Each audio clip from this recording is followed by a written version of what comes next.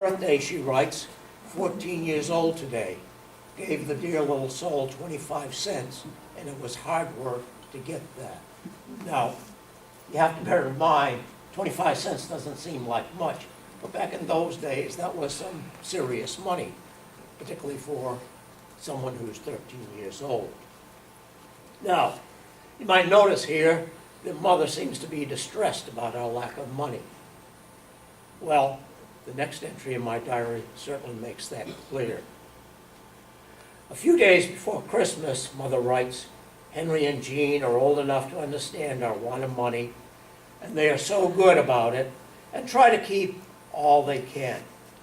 And then after Christmas, Mother doesn't write anything until nearly 2 months later. I take that as a sign that she was really upset. She writes, very little Christmas.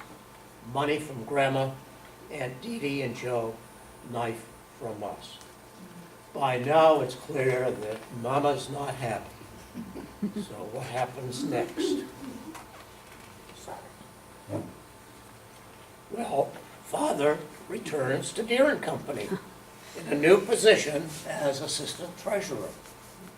When the next Christmas comes, the day after Christmas, Mother writes, had a tree and many presents. Quite a turnaround from the previous Christmas. Now, for my 16th birthday, my father gave me a Winchester repeating shotgun. That was a great gift. As my mother noted, Jean and I were both crazy about hunting. Jean went on to become a championship trap shooter in the 1920s and 1930s. And in 1930, he was the first person to record a perfect score in a national championship competition. In September 1900, my mother writes, Henry and Jean started for Culver Military Academy, Culver, Indiana. Monday morning, the 10th. I've had several letters from them, and they are homesick and think they are having a hard time. I think the other older boys are making it pretty hard for them.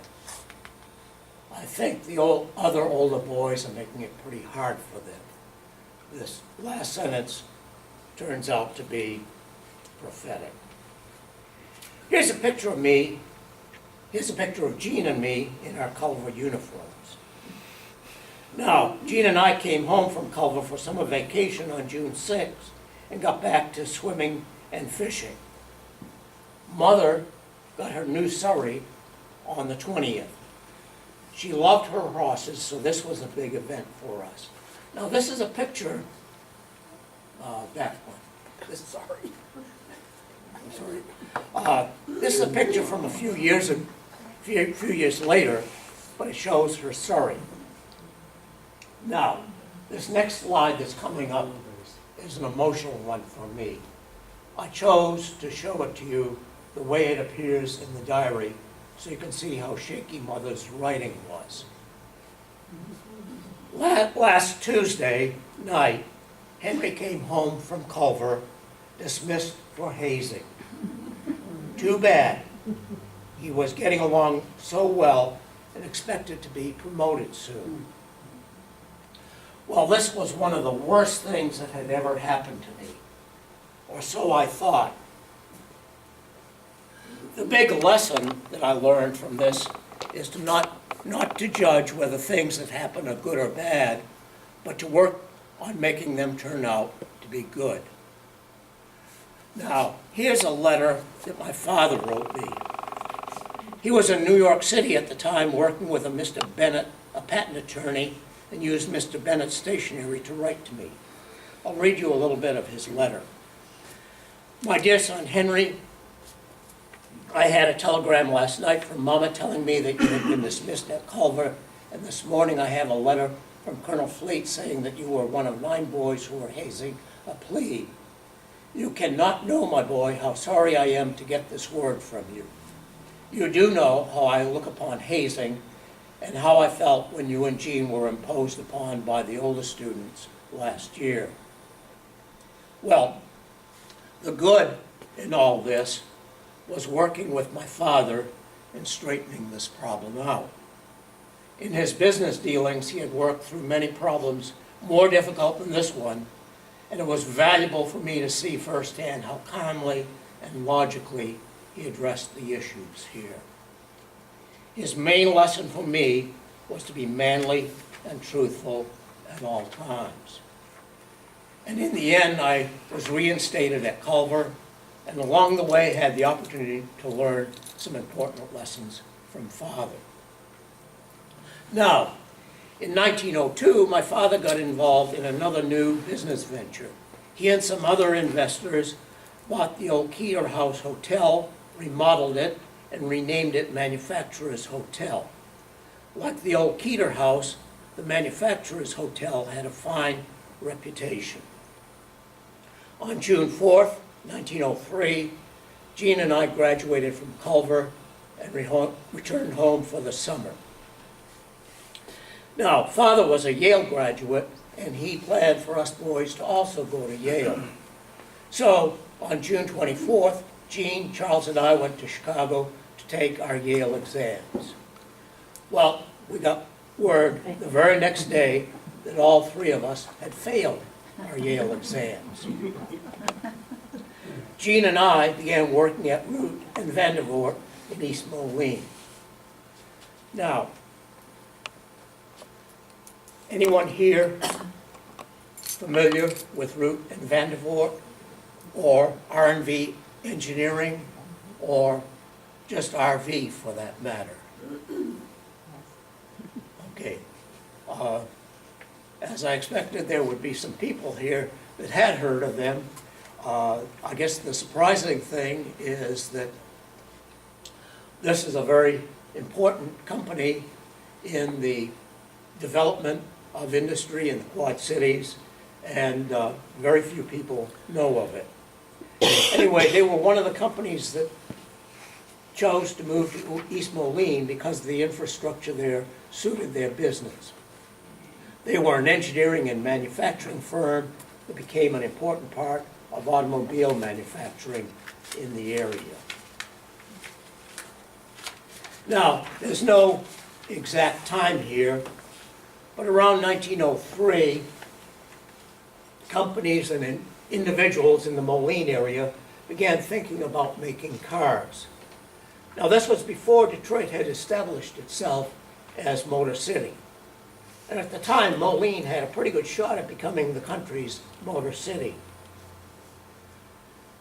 Companies around here had been manufacturing farm implements for over 60 years, and there were numerous specialized suppliers of engines, wheels, and so forth that were essential automotive components. So it's just a matter of taking things that were already being made here and putting them together as an automobile. R&V Engineering had been making gasoline engines for stationary and portable farm engines since 1900. Their subsidiary, the Moline Automobile Company, was established in 1904. Now, another one of Father's ventures, in 1903, became vice president of the Iola Portland Cement Company. Now, Portland cement might not sound very exciting, but it's the key ingredient, you might even say the magic ingredient, in concrete. It's what makes concrete hard and capable of lasting for centuries. And when it was first invented, it captured the imagination of many inventors and industrialists, including Thomas Edison. Now, I think that Father had a fascination with concrete. Father had a huge retaining wall built across the front of our property, along with a majestic stairway that went from the street up to the house. Now, you'll notice there's a hitching post out on the street, and very difficult to see at first, but you'll notice there's a young man standing beneath that post. This is no cute little wall. It stands about 6-7 feet high.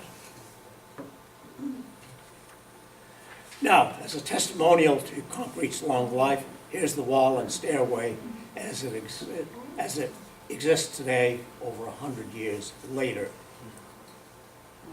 What's the Da, address? da, da, da, da, we're in the money. Next to Allendale. Up 17th Street across from Beverly. Okay. Manors, not 15th. In Across from Beverly 1904, Manors. father's investments are beginning to pay off, and things begin popping. In fact, they happen so fast that I can't go through them in a chronological sequence. Here we have things that are happening almost on top of each other. We got our auto Saturday the 3rd. On September 6th, digging began for the back building addition to our house. On September 11th, Mother got her new horse, Queenie.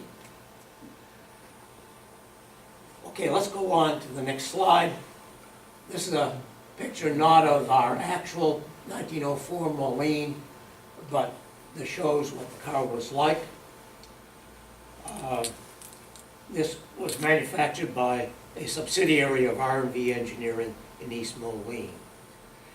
Now next, this is what the rear addition to our house looks like today. And here's a picture of Mother sitting in the new addition. Now when we put on the rear addition, we made some related changes to the rest of the house to update it and coordinate it. And here are a few pictures of the interior of the house today, not greatly changed since 1904. Here's a picture of the front hallway. The biggest change that I notice is the addition of the French doors to the parlor. And here's the dining room. I probably shouldn't say it, but I think my mother would say that it looks old-fashioned. I certainly remember the chandelier. This is a combination gas and electric light. My parents wanted to have gas light available for a couple of reasons. One is that my mother wanted to have gas light for social gatherings. Electric light was still considered to be too bright and garish to be socially acceptable. And of course, the other practical reason for wanting to have gas lights was in case of an electric power failure, as those were very common in those days. Now finally, let's take a look at Mother's new horse, Queenie. Here's Queenie with that Surrey, that's now a few years old. Now let's go back and pick up some additional diary items from September 6th and 11th. Here's another World's Fair, the St. Louis Exposition of 1904.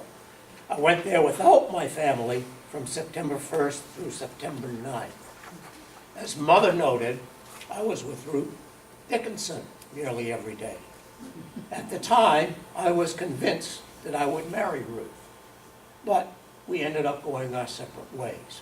Anyway, off to the fair. Now, the formal name for this World's Fair was the Louisiana Purchase Exposition. It was an enormous affair with over 1,500 buildings and 75 miles of roads and walkways.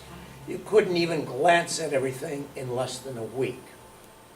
Now, this World's Fair was unusual in that it was run in conjunction with the 1904 Olympics, also held in St. Louis.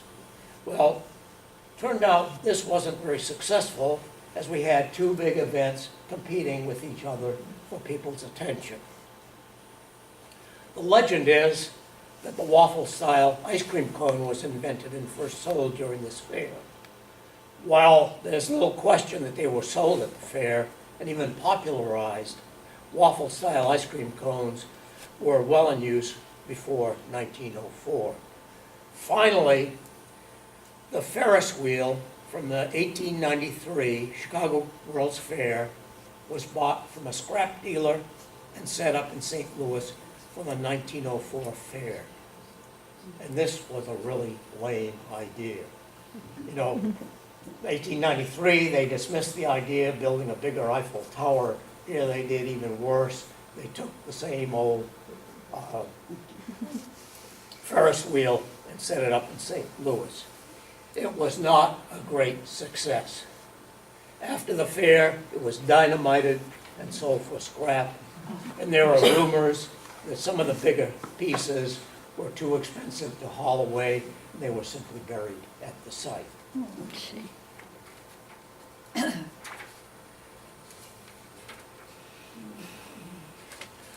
Now, this is a newspaper clipping that's pasted in my diary.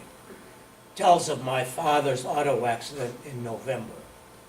This was an accident with the Moline auto that we got only 2 months earlier. I'll tell you what happened.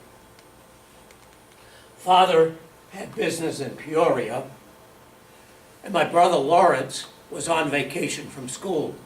So Father decided to combine business and pleasure and take the new Moline auto. Joining them were Mr. Hopkins, a business associate of my father, Mr. Young John, an expert from the Moline Automobile Company. They were traveling to Peoria on the road that is now Route 150. When they were about 3 miles south of Coal Valley, approaching a short bridge, the front wheels of the car began to shimmy. When they reached the bridge, the car suddenly turned to the side and plunged off the bridge. Father was trapped under the car, and the expert was thrown over the dashboard. Mr. Hopkins was thrown some 12 feet into some tall grass, and Lawrence was thrown off to the side of the car. The car had to be lifted to free my father. My father suffered a broken rib. Lawrence had a broken arm. Mr. Hopkins had head bruises and was unconscious. And Mr. Young John had bruises on his head and arms. Now, in spite of the accident and their injuries, the newspaper reported that my father and brother were able to return home on the new train. Now, this is the last entry in my diary, a few months after I turned 21. I'm going to continue on with my story for a few more years. In 1905, my father becomes one of the major owners of the Deere Clark Motor Company. W.E. Clark was the engineer behind this venture, and Charles Deere provided a well-respected name for the venture. But this was not a Deere and Company endeavor. I'm going to pass around copies of a recent article that my grandson, Jeff Ludeau, wrote for the Horseless Carriage Gazette that addresses this period of my life.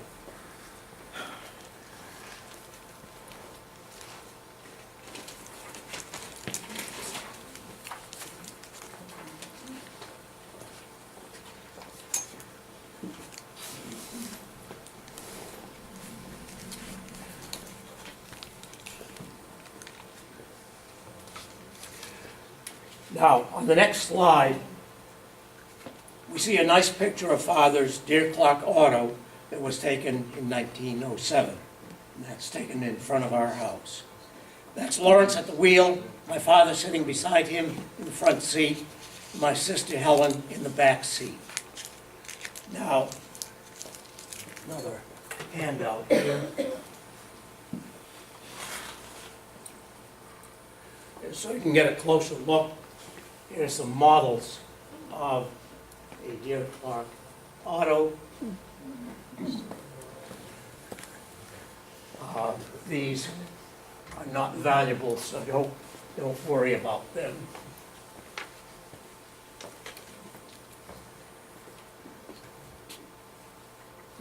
Now, let's take a closer look at this picture. Father is wearing most of his driving gear. Remember, once we leave the city, we're driving on dirt roads and we need protection against the dust. So he's wearing a heavy coat, has a cap and gloves that come way up to his sleeves. And ordinarily he'd be wearing goggles, but we must have left them off for the picture. And before we continue looking at this, let's look at what was considered optional equipment. Why was a windshield optional? Well, a lot of driving was done at around 10 miles an hour. And at low speed, there's a little wind to be a problem. And headlamps were optional because people with enough money to buy an auto were felt to be smart enough to know not to drive at night. Okay, you'll notice the hand crank for starting the engine. The electric starter wasn't available until 1912. Cranking an engine could be dangerous. If you held the crank wrong and the engine kicked back, you could easily break your arm or your wrist. Charles Deere's driver had an odd cranking accident in downtown Moline. He was cranking Deere Clark Auto, one like this, and the car slipped into reverse gear when the engine started, and the car backed into the display window of a shoe store. Now, here's another picture taken the same day. We were a two-car family back in 1907. This is Helen at the tiller of Mother's electric car. No cranking problems here. However, electric cars had problems of their own. Our house was at the top of a steep hill. Whenever Mother went to town in her electric, she would always worry that she might not have enough juice at the end of the day to make it back up the hill. And this was not just an idle worry. I'd like to tell you a little story about John Maxfield Gould. You know of the Dinnikin Gould Company. He was one of the two founders of that company. In the afternoon of October 10th, 1912, he started out to visit a friend, Earl Altz, who lived at 831 15th Street. And this is an address just 2 blocks to the west of our house. So the positioning on the hill is almost identical. The 90-year-old Gould had driven in his electric automobile to within 2 blocks of his destination when the power gave out. He finished his journey on foot, but the short walk up the hill was too much for him. He dropped dead just as he entered the home of his friend. Oh. It's a sad story because of the electric auto. Now, the Deere Clark Auto was, for its time, a mechanical success. It was priced right, and there was good demand for it, but the company was destined to fail. It was undercapitalized. There just wasn't enough money to do things fast enough. They were producing autos as fast as they could, but they couldn't keep up with demand. Now, you've heard the phrase, when it rains, it pours. Things begin kind of feeding on themselves, causing more problems. A company in Vermont had placed an order for 500 autos, and when Deere Clark couldn't deliver, the Vermont company sued for breach of contract. On top of that, the company was involved in a labor dispute. They were sued for an accident with one of their trucks, and the final blow was the death of Charles Deere, who had been in poor health for a number of years. Late 1907, bankruptcy proceedings had begun, and Father and A.E. Montgomery bought out Deere Clark, and then in early 1908, they formed the Midland Motor Car Company. In 1907, Father sold his interest in the Portland Cement Company, possibly in response to the panic of 1907, and possibly to have more money to fund the Midland venture. Now, not much of a story here, just a handsome picture of Louis the driver and the horse Fantan. And you'll notice that the house has a hitching post in front of it, and there's also a step for stepping up and down into and out of the carriages. Now, the Midland Motor Car Company was founded in 1908. Father retired as president of the firm in 1911. The Deere estate took over control, and in 1913, the Midland venture went bankrupt. Now, here's a picture of the Midland machine shop in East Moline about 1911. I'm the foreman of the shop. That's me standing in the middle of the picture with my hand on my hip. The man with the hat in the foreground, that's this gentleman here, is John Miller. He's the factory superintendent and chief designer. He was later killed when the Midland he was driving was struck by a train. My father was in the back seat, managed to jump out, and was uninjured. Now, here's a picture of one of the two surviving Midland autos at its home in Red Cloud, Nebraska. Well, the Midland bankruptcy proceedings disclosed quite a mess, including the disappearance of 40 to 50 cars without serial numbers. And father was found to be at fault for many of these irregularities. In 1911, I left my position as foreman of the Midland machine shop. I moved to Detroit and worked there for a while as the machine shop superintendent for both Packard and Hudson.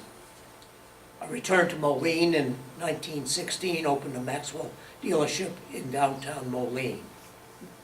Then, in 1918, I left Moline and any connection with the automobile business. Now, my father had this love of Portland cement and concrete. So in 1912, when the Panama Canal was nearing completion, he traveled to see it. In early 1913, he was in the hospital with a disease related to strep throat, which shows on the skin. And we suspect very strongly that this was a disease that he contracted while he was in Panama. And he died of this on May 23rd, 1913. Now, the generosity of Father's will made it clear that he expected to die a rich man. Sadly, that was not the case. The bankruptcy court forced my mother to sell the Moline house to settle Father's estate. She moved to Pennsylvania, then back to Illinois, living until 1933. I'll finish this story with this portrait of my mother, who made this story possible by writing in my diary for 21 years. And in conclusion, I, Walter, not Henry, would like to thank both Sarah Margaret Pope and her grandson Jeff Bludeau for providing the information that made this presentation possible. Thank you.